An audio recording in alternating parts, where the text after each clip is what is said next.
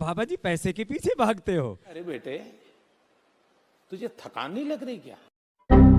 इससे super fast कुछ और नहीं हो सकता।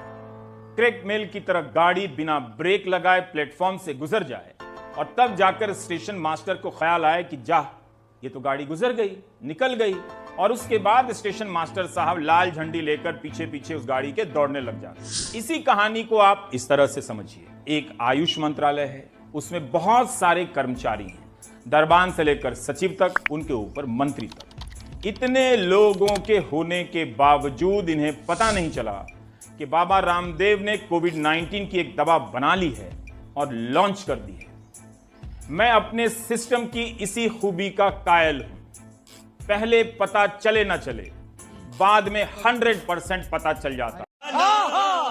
कोरोना की दवाई कोरोनिल और कोरोनिल, लॉन्च करने कोरोलिन नहीं, कोरोनिल। इसके ऊपर हमने 2 ट्रायल किए।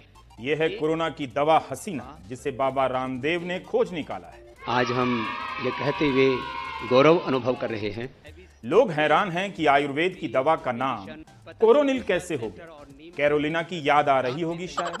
सिंगनाथ, गुग्गुल, तुलसी, घनवटी, प्रवाल, पिष्टी दवाओं के नाम वाले खानदान में किसी गैर संस्कृत फैमिली नाम वाली दवा की एंट्री से लोगों को सदमा लग गया है, उनका ईगो हर्ट हो गया है। और कोरोना का जो चित्र पूरी दुनिया में दिखाया जा रहा है कुछ वैसा ही है, हा? तो ये बकवास भूल गए हैं कि बाबा रामदेव ने जब स्वदेशी जीन्स का निर्माण व कारोबार किया तो उसका नाम नील टाट वस्त्रम नहीं रखा था। उसके बिना कोई क्लिनिक। वो भूल गए हैं कि इंग्लिश मीडियम की लड़की किसी हिंदी मीडियम के लड़के को प्यार भी कर सकती है। वो ये भी भूल जाते हैं कि संस्कृत के शब्दों से कितनी भाषाओं में शब्द बने हैं। अगर संस्कृत फैमिली में कोरोनिल आ ही गई तो उनके दिल क्यों धड़क रहे हैं? कोरोनिल और शासाई, क्या इसीलिए कि इस दवा को किसने पास किया, कब प्रयोग हुआ, उसके क्या नतीजे हुए, कहीं फर्जी तो नहीं? इन सवालों से ससुराल वाले इस विदेशी नाम वाली बहू से घबरा गए हैं।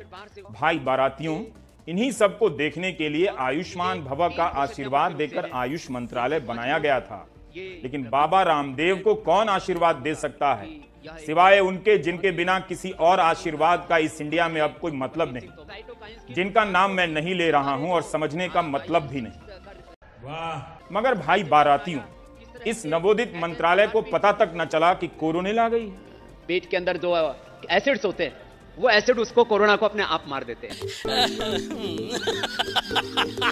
ये चिंता की बात है। कोरोनिल, उस धुन की याद आ रही है, खुशबूदार एंटीसेप्टिक ग्रीन बोरोलिन, बेचारी कोरोलिन।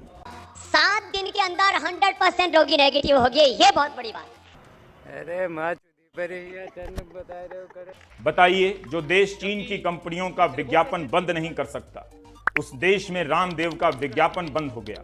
आखिर भारत आत्मनिर्भर कब बनेगा? तभी बनेगा जब जिसे जो मन करे उसे वही करने, बनाने या बेचने की अनुमति दे दी जाए।